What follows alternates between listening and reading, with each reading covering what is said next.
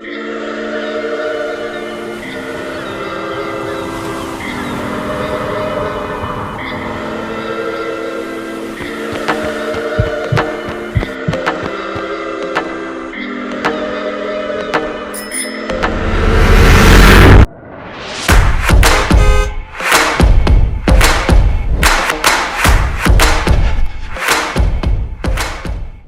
about halfway through my easy run today.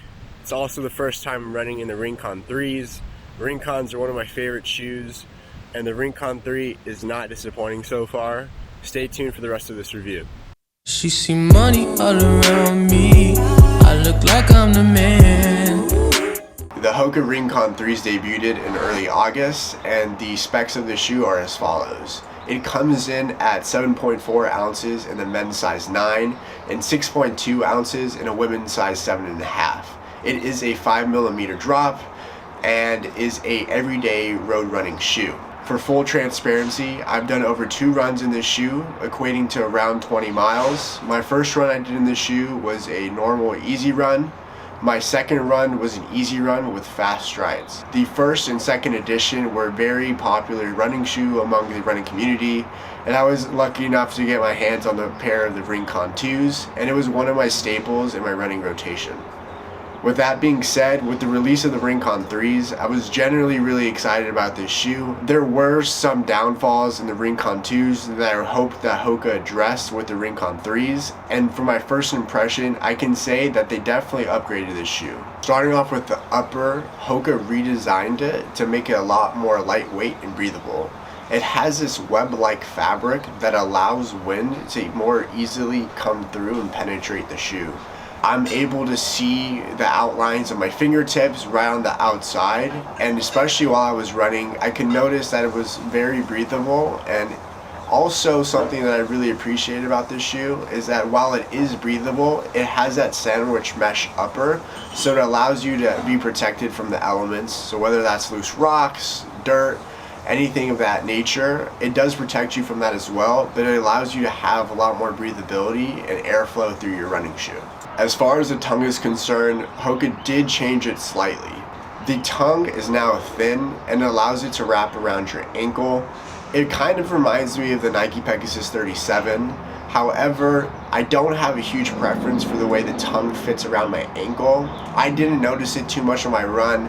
I think if anything, it does feel better just because it's light and it doesn't really have a lot of extra weight that's being carried, so that's something to note as well. Moving on to the midsole. The midsole is largely the same. While Hoka did mention that they did change it ever so slightly, I don't think they really did much with it.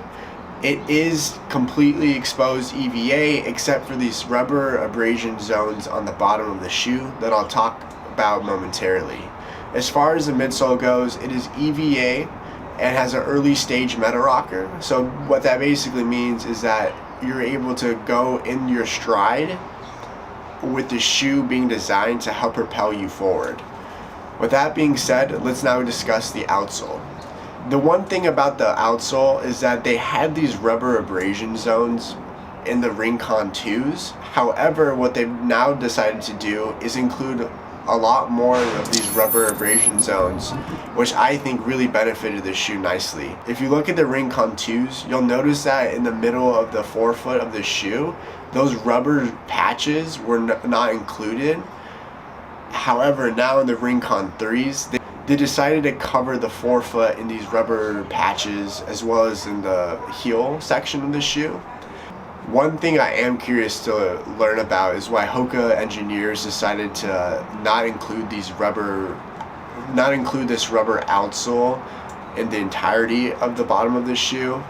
Really interesting the way that they designed it and decided to forego certain sections versus others.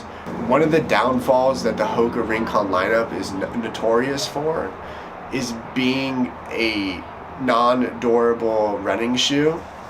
And I'm not sure how much of an improve that the midsole / outsole is going to be from its predecessor. While there are a couple extra rubber patches along the forefoot and in the bottom of the heel section, it is still EVA, and EVA is known to be not very durable. A lot of these other running shoes have their proprietary midsole and foam that goes into it to make it last longer.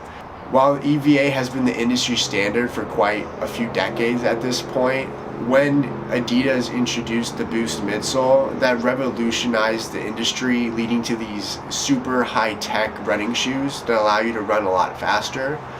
For whatever reason, Hoka is still on the EVA foam, and that's not to discredit that EVA is not very good. It is. However, with proprietary foams that are out there in the market, I would suspect Hoka is in the works of coming up with some sort of proprietary foam just so they're able to be more competitive along with their competitors. The one last thing I'll say about this shoe is that I would recommend it for an everyday training lineup.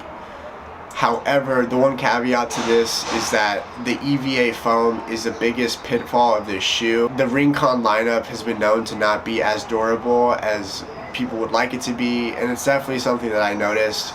When you get this shoe, you'll notice that it does have that bounce and freshness that you would suspect in a lot of these running shoes.